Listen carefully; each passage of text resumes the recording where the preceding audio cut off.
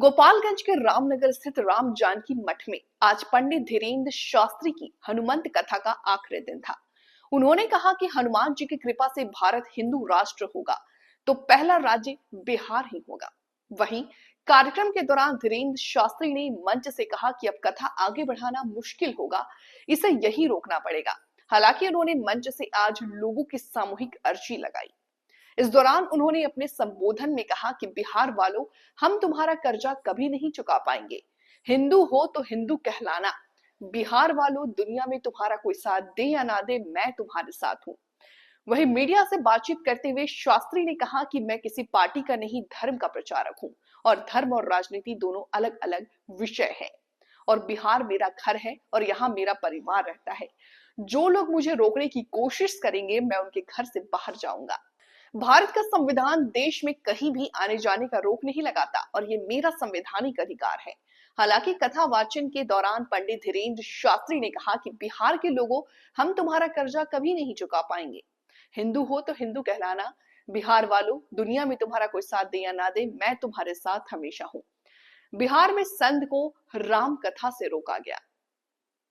पंडित धीरेन्द्र शास्त्री ने कहा कि ये वही बिहार है जहां भारत के एक संत को राम कथा के लिए रोक लगाई जाती है, तो बिहार के लोग गांव-गांव से पैदल चल करके खेतों में आकर लाखों में सम्मिलित होकर के उसको मुंह तोड़ जवाब देते हैं।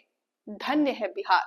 हम किसी के पक्ष विपक्ष में नहीं है, हमको नेता नहीं बनना है, हम तो हिंदू के सपोर्ट में हैं।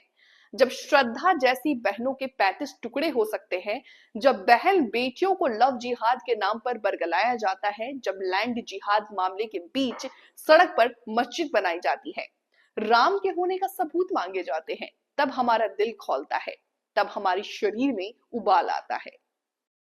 बयान राम पर नहीं होने चाहिए। धर्म और राजनीति दोनों अलग अलग हैं। हम राजनीति करने नहीं आए, हम अपने सनातन के प्रचार के लिए आए।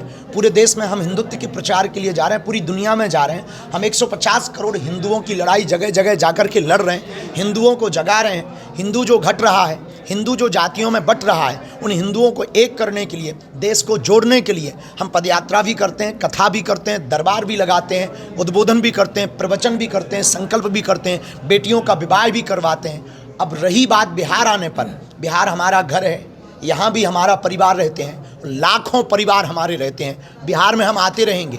रही बात बयानबाजी की, जो बयानबाजी करेगा वो जैसे मानेगा, हम उसे वैसे मनाएंगे। आप हमें ज़्यादा रोकेंगे तो जो हमारे ऊपर कमेंट कर रहा कि हम आपको बिहार नहीं आने देंगे, हम उनके घर के बाहर जाएंगे, क्योंकि इस देश में आने जाने में रोक नहीं है, संविधान में लॉ है। आरजेडी के एक विधायक के द्वारा कहा गया है कि जब चुनाव नजदीक आ रहा है तभी बाबा का आगमन में ये पिजूली की बात है। 1923 में हम आए तब चुनाव नहीं था, उसके बाद में हम गया जी 2 बार आए तब चुनाव नहीं था, हम फिर आए।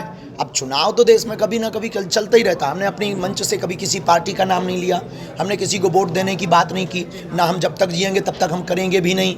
अब रही बात कि राम की चर्चा की, तो राम की चर्चा आप रोक नहीं सकते हो। रही बात कि हम किसी का माहौल बनाने आए, तो हम तो राम का माहौल बना करके ही चल रहे हैं, तो हम रुकेंगे नहीं। और रही बात उनके बयान की, वो जैसे समझेंगे हम उन्हें वैसे समझेंगे। ये भी कहा जा रहा है कि बाबा के मंच पर केवल बीजेपी के ही नेता क्यों पहुंचे? आप आइए, हम आपका स्वागत कर रहे हैं। हमारा तो मंच सबके लिए खुला है, आप आइए तो सही। हम तो सबके लिए हैं, हमने ऐसा कोई बोर्ड नहीं लगा रखा, सेवादारों को ऐसा नहीं बोल रखा, शिष्यों को ऐसा नहीं बोल रखा। हम सबके हैं, गुरु सबका होता है, कथा सबकी होती है। राम के देश में राम की कथा कहते हैं, फिर भी विपक्ष के जो भी लोग हैं वो कहते हैं कि बाबा धार्मिक उन्माद मंच से फैला। ये धार्मिक उन्माद नहीं, अपनी अपनी संस्कृति, अपने अपने धर्म, अपने अपने मजहब का प्रचार करने का अधिकार संविधान में है। ये संविधान कहता है, तो हम राम की बात कर